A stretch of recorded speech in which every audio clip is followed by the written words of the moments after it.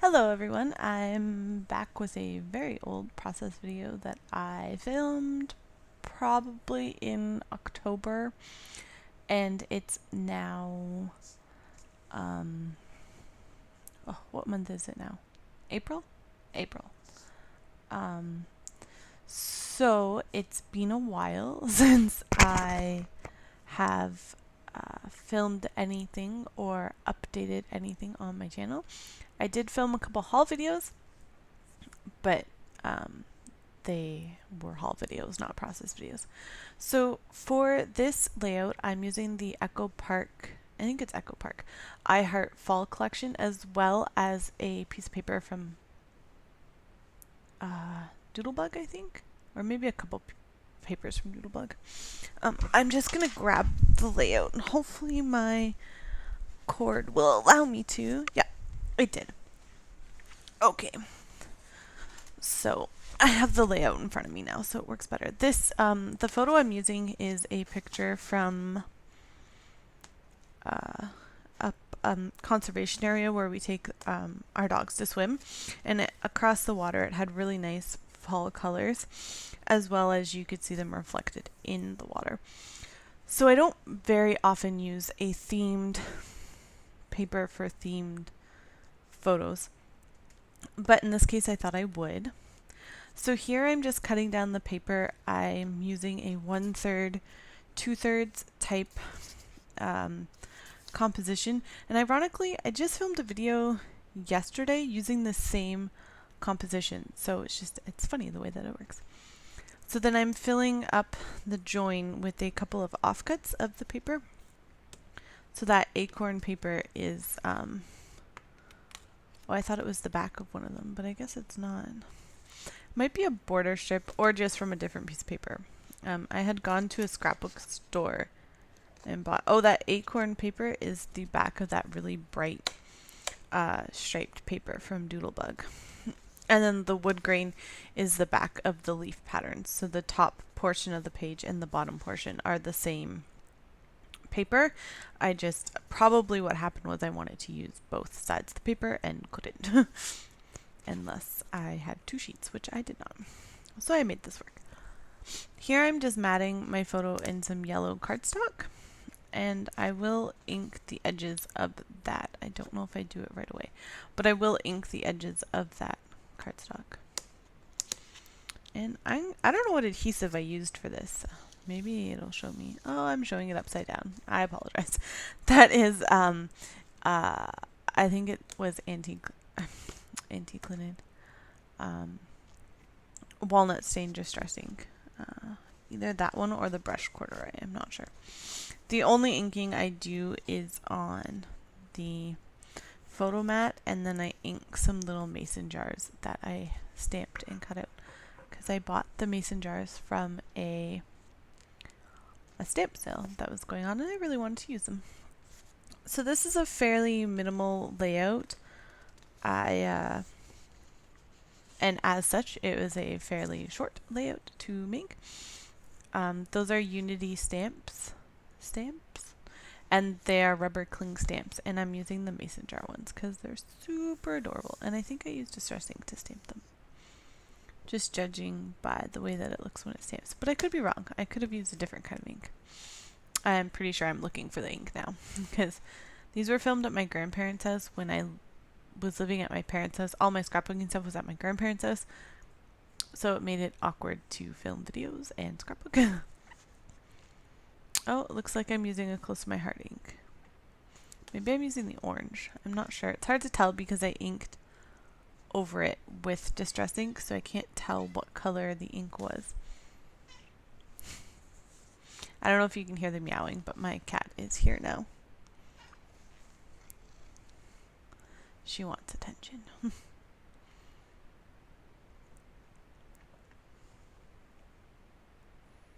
So I didn't have, or I couldn't find, an acrylic block that was big enough to put those mason jars on, so I just stamped them as is. What, honey?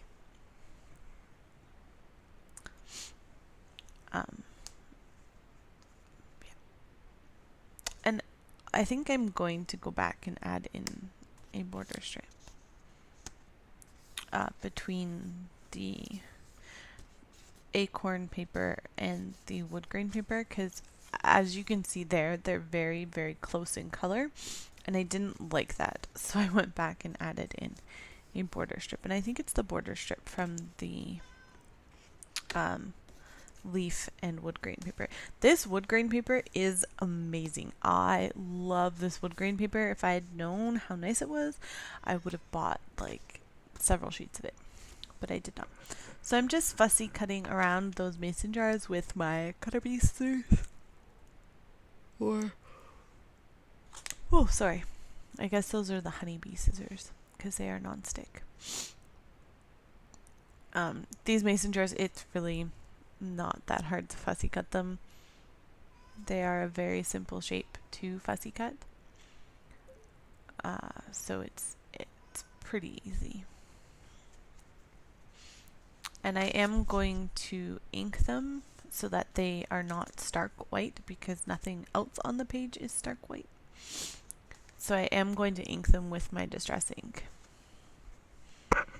And I just flipped over the cardstock and used the back of it to ink on. I think I was just wiping off the color that had been on the ink, because I'm using a different distress ink color now. And the one that I had been using before was darker.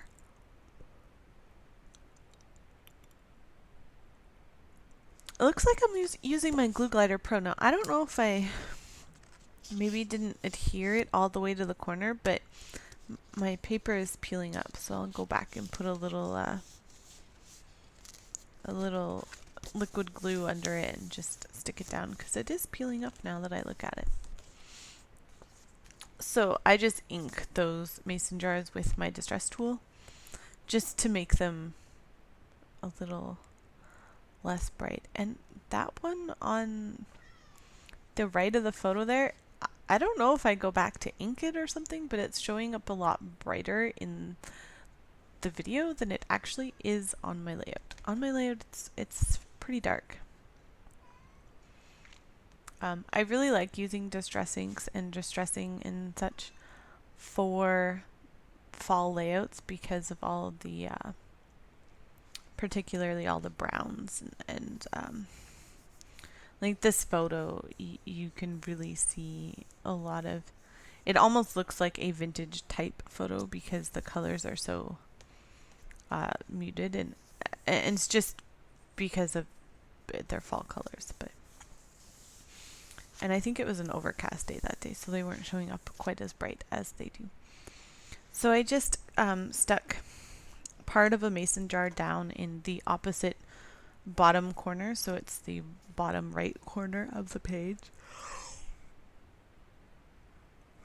because that's where I'm going to put my title, and the title is Fall Leaves, and I use basic gray alphas, and I'm pretty sure this is a Simple Stories alpha. Yeah, that orange one is the one that I use from Simple Stories. It's not a very obvious title, it's a very minimalistic title. I don't have any photos of this layout. Well, I guess I could take photos. I didn't have photos at the time, but I could take photos now because I know where my camera is. So I will take photos of the different embellishment clusters because you can't really see that bottom one in the video, so I will take a picture of it at the end and insert it. So I'm going to use those alpha stickers in orange and green. It's they're pretty much the same colors as the leaves in the pattern paper at the top. So that worked out really well. And then I do stick a red maple leaf and a log sticker on the bottom to complete that little cluster there at the edge. And the log sticker does hang off the bottom, so I just cut off the extra. Oh, and I forgot to tell you, I don't know if it shows in the video or not, but I did mat the pattern paper onto a piece of cardstock so I could create my own background.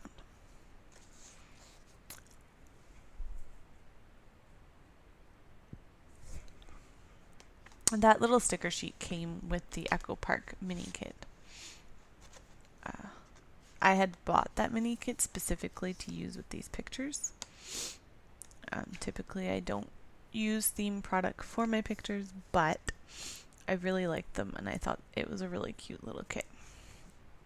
So here's where I put that branding strip. I think it's a branding strip. Let's see if I can look at the back of it. Yeah, it's a branding strip. That's where I put the branding strip onto... Oh, maybe it's not a branding strip. Maybe it's just part of a border. One of those pieces of paper that has cut apart borders on it. So the back side looked like it had apples on it. I'm really sorry I'm yawning. My husband left to go on a business trip this morning, so we were up super early. The airport transit came to pick him up at 5:30 this morning. So, of course, it woke me up when he was up and getting ready for the day. I just used some Scotch Quick Dry adhesive to glue down that little strip. I generally will use a liquid adhesive to do that. I'm just inking the edges of this sticker because it is a white sticker and it's really, really bright white against the rest of the page. But I added some ink to the edges to make it kind of blend better with all the other more like brown, warm brown tones. That is a sticker from the kit, and I'm just popping it up on some foam dots. Those are Scrapbook adhesive little foam dots. They are my absolute favorite. I have the little ones, and now I have some of the bigger ones too. So they're my favorite. I take out that twine, but I don't use any of it. I seem to have put it there, but it's not on the final layout. So at some point I, decide that I don't like it.